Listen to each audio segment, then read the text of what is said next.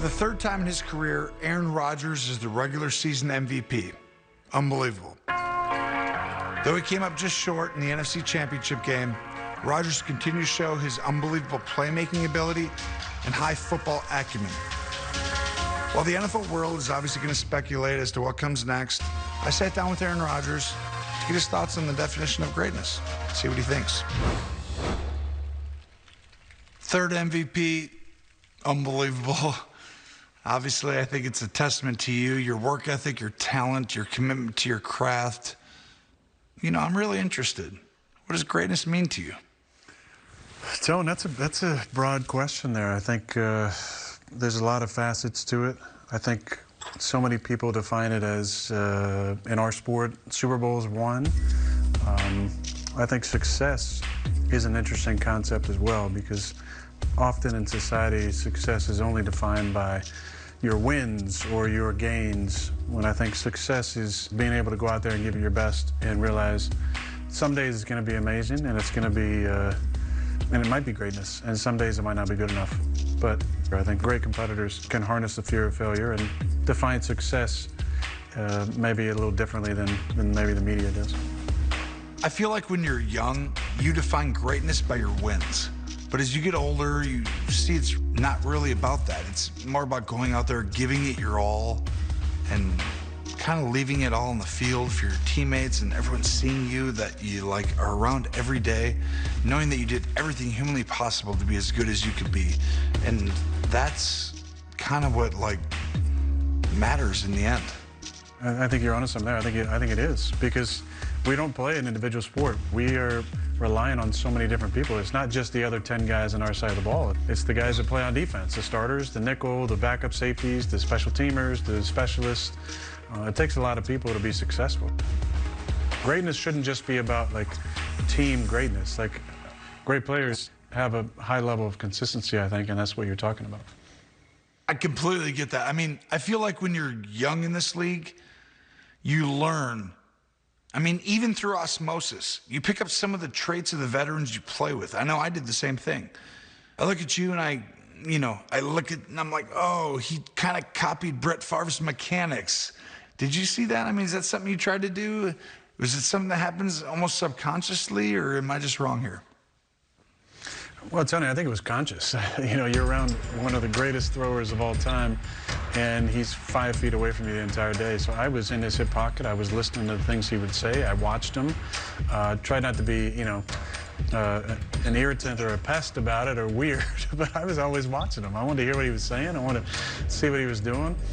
I was studying his mechanics, why he did certain things, and just the routine, you know, the way he would warm up and how he would throw, and you're taking everything in. So to say that there's things that remind you know, watchers of Favre is a compliment, and I think it's the greatest gift I got.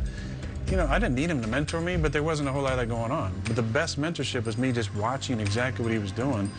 And you're an idiot not to implement that into your own game. And I'm fortunate I got to watch, you know, one of the best ever. Super Bowl 45. You were the 6th seed facing the 2nd-seeded Steelers. But the Packers were on a little bit of a run, and there was a confidence about your team and you. Hey, follow my lead tonight. Who's going to be the big dog with me? Let's go. I just want to know, what were you feeling before that game? Yeah, it was a little bit of an out-of-body experience, the entire playoff run, I think. There was really not many expectations on us at all. You know, we were kind of better than our record. We were 10-6. We didn't really fear anybody.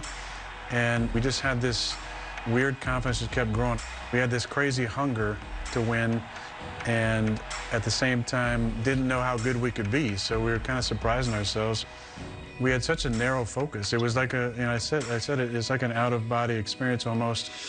You make this throw to Jennings on a corner route. You've got Troy Polamalu almost on a joystick, but he's watching you. You look left, your body moves left, so he goes that way, and then you stop, and then all of a sudden you turn and fire right. And I'm like, that ball's on a rope. That's rare, and it's like, people don't do that normally. I think, you know, you kind of nailed it. The beauty, I think, fundamentally for me and footwork-wise, was I was legitimately pre-snap thinking I was going to throw it to the left. And that's what really helped me, was that I wasn't, you know, in some situations where you're trying to move a guy, sometimes you get a little bit antsy and maybe you don't hold kind of your pump fake or your eyes long enough to the left. Luckily, I was thinking I was throwing the ball to the left. Now, in the back of my mind, you know, we had the conversations on the sidelines with Greg. There's a great NFL Films clip about him talking about corner routes are wide open. They completely dropping the corner route. When I say completely dropping, anybody in that corner, in the number 3, run them corner, coat, wide open. The beauty in the footwork that we trained forever and ever was we would left-right in the gun, and then body weight to the left. And what that did was it allowed you to be ready to throw to the left, but also if you had to get back to the right, you could easily push off of that left foot and really retreat back. And once you retreat back, you're in a base already. And the base and the beauty and the fundamentals, when it becomes second nature and muscle memory, is you're able to make the throw that you want to make in a crunch time situation, and that ended up being the game winning goal. Thank you, God! I know you read The Alchemist every few years. What does Aaron Rodgers see as his personal legend? I think the beauty in this game and your career is the journey, and it's kind of the ups and downs. And I think the beauty is in that journey and remembering the great times as well as the difficult times, and finding joy and gratitude for all of it, because it's all part of the learning experience. And I think that's the beauty in this game, is it's really about experiences and relationships. And if you're fortunate enough to get in special situations and get on good runs and get to those spots, you know, you kind of cement that football legacy. But there's so many great experiences and great relationships to take with you. Sometimes it's fun, it all lines up, and you get a run. Well, if I know one thing, Aaron, I know your run isn't over yet. You're going to play for a long time, basically as long as you want to. 3rd MVP, I'm not counting out the 4th. That's all I got for you, bud. Thanks, buddy. I hope so. Whatever the future holds for Aaron Rodgers, the one thing I know is that there's no doubt in my mind that Aaron Rodgers is going to continue to strive for greatness, as he always has. He's going to be one of the best quarterbacks in the National Football League. Want a sports network that delivers everything that matters about the game? The highlights, the picks, the instant analysis. No yelling, no fake debates, no politics. Hit the subscribe button and never miss a moment.